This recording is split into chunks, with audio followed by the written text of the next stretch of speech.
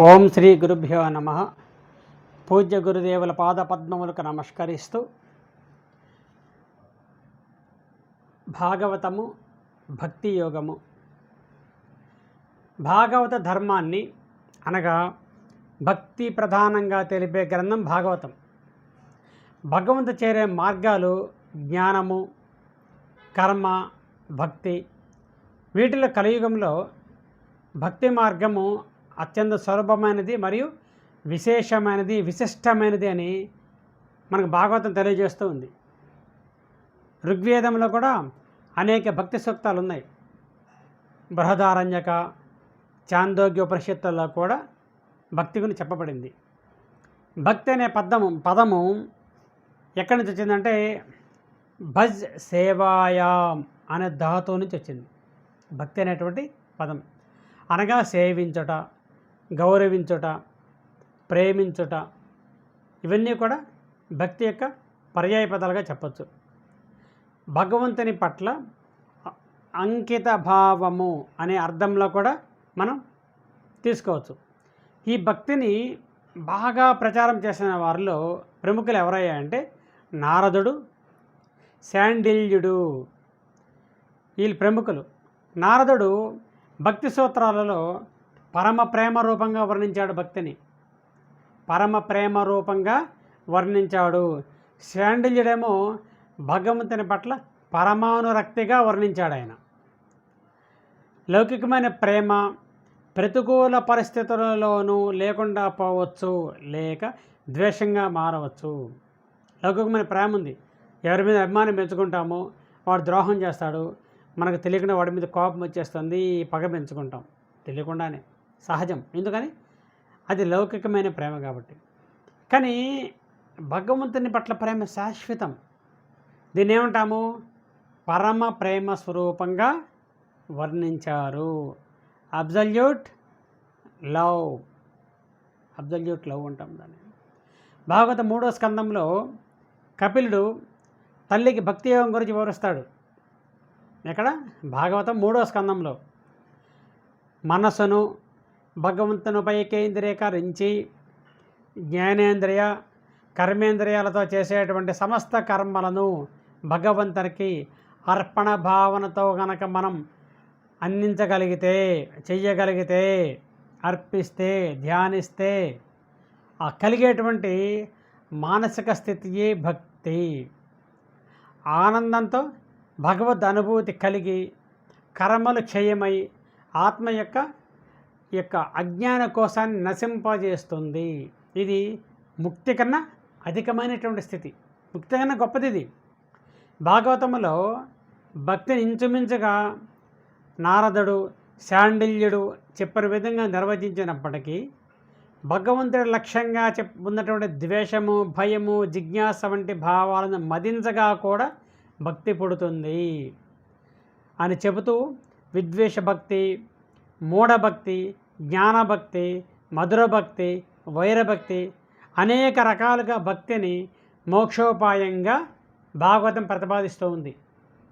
ఇన్ని రకాలు ఉన్నాయి భక్తిలో. వైరభక్తి భాగవతం ప్రతిపాదించిన భక్తి సూత్రాలలో భగవంతుని వైరం ద్వారా చేరుకునేటువంటి ఉపాయం ఒకటి ఉంది. ఇది ఇంతకుముందు ఏ భక్తి సిద్ధాంతాలను తెలియనటి ఉపాయం. ఎన్నో సిద్ధాంతాలు ఉన్నాయి, అవి భగవంతుని అనుకూలతను తెలియజేస్తాయి, అనుకూలంగా ఎలా చేరుకోవాలో తెలియజేస్తాయి.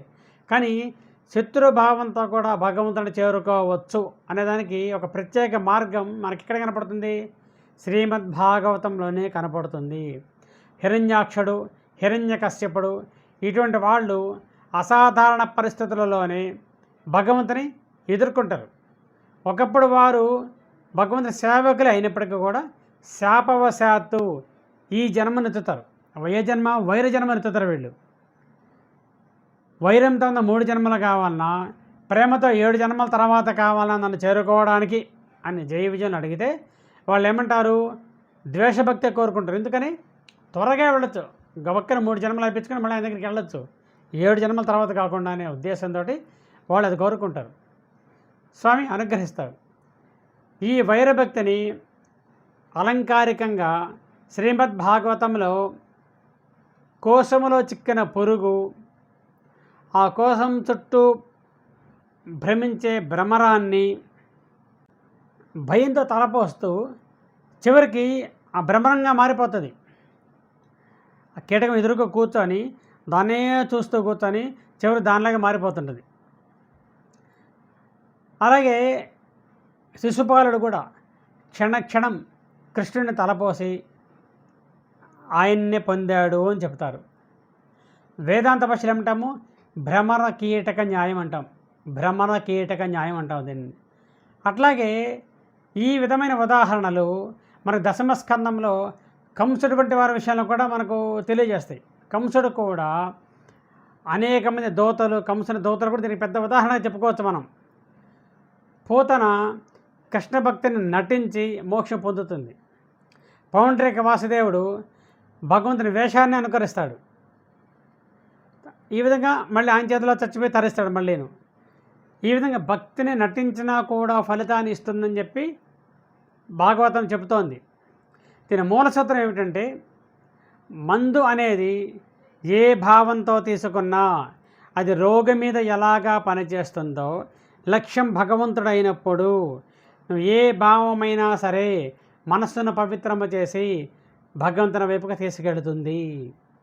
ఏ భావనైనా సరే అది చివరకు భగవంతుని వైపుకే తీసుకెళ్తుంది.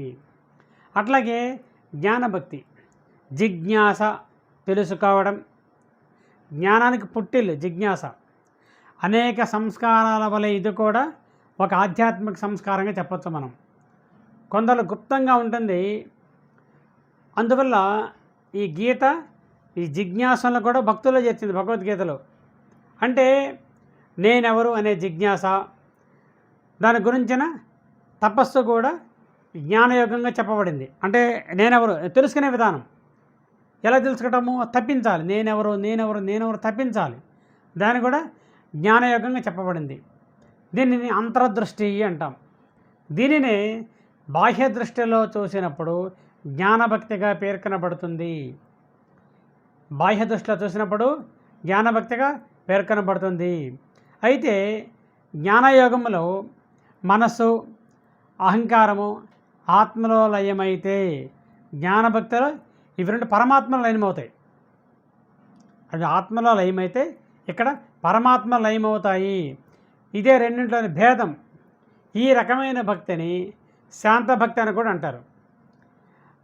భాగవతంలో వృషభుడు, పృథువు, తర్వాత ముచుకుందుడు, భరతుడు, నారదుడు, శుకుడు, సనత్ కుమారాదులు వీళ్ళందరూ కూడా జ్ఞానభక్తిగా భాగవతం చెప్తోంది.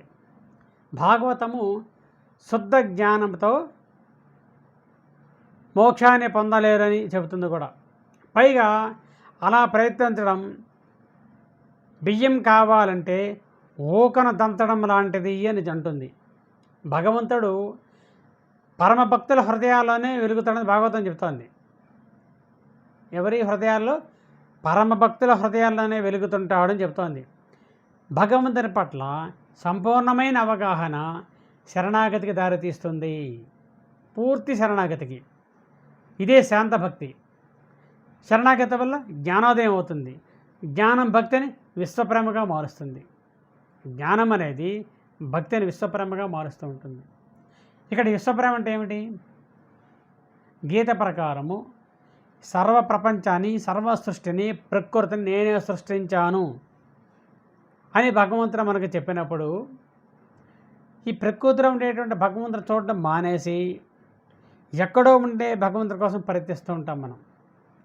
విశ్వభక్తి అంటే ఏమిటంటే విశ్వమంతా ఆయన స్వరూపంగా నువ్వు భావించగలిగినప్పుడు నీ చుట్టూ ఉండే ప్రకృతి అంతా కూడా పరమాత్మను చేరుకోవడానికి ఒక నిత్యంలాగా నువ్వు భావించగలగడమే విశ్వభక్తి అంటాం. ఇకపోతే మూడవ భక్తి ఒకటి ఉంది. మూడవ భక్తే మూఢభక్తి. ఈ మూఢభక్తి అంటే ఏ విధమైన జ్ఞానమో లేకుండా భగవంతుని ప్రేమించడం, తనవాడుగా ఎంచుకోవడం. ఈ భక్తిని మూడు రకాలుగా చెప్తారు. నేను అతనికి చెందుతాను,